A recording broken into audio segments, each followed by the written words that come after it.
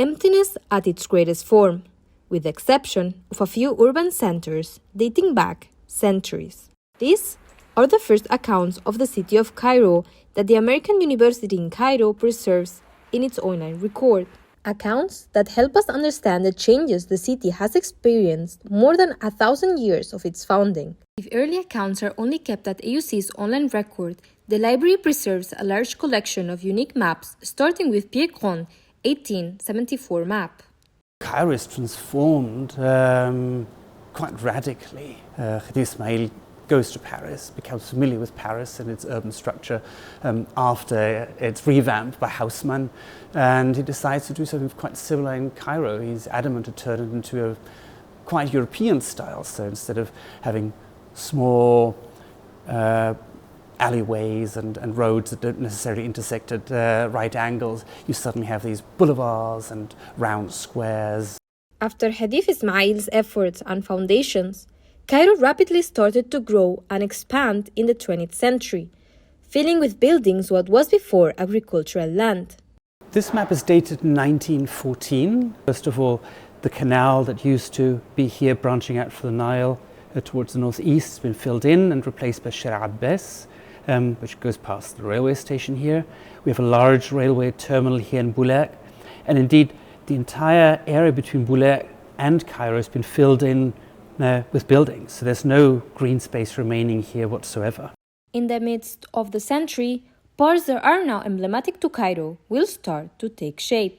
When you look at Heliopolis, even when it's being built initially, there's at least an attempt to echo either the architecture of the rest of the city or to ensure that it's going to be, something that is integrated socially. The last decades of the century will be characterized by social struggle, something that will make later leaders reimagine public space. There's like the 1977, the so-called bread riots in Tahrir, and then there's the 1986 conscript uprising. And those are really the main sort of events in which you see people flooding public space in ways that are not controlled or that are not orchestrated by the regime. Post-2000s, and especially after the Arab Spring, we see the expansion of major projects that aim to take population from densely populated Cairo, for the congestion it creates, but also to prevent social organization. Recent years, of course, have seen the adoption of particular ideas of urban development that are probably imported from elsewhere, notably the gated compound. So this idea of having a gated community, some of which are quite difficult to access, and that exercise a certain degree of control over who can go in and out.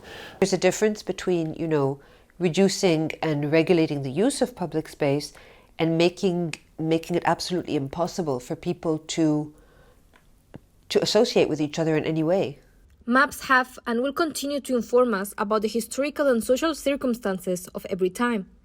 Streets, buildings, tunnels, roads, gardens, all of them tell a story. A story we can revise at AUC's library more than 1,000 years after the foundation of Cairo. This was Bianca Carrera from the American University in Cairo, AUCTV.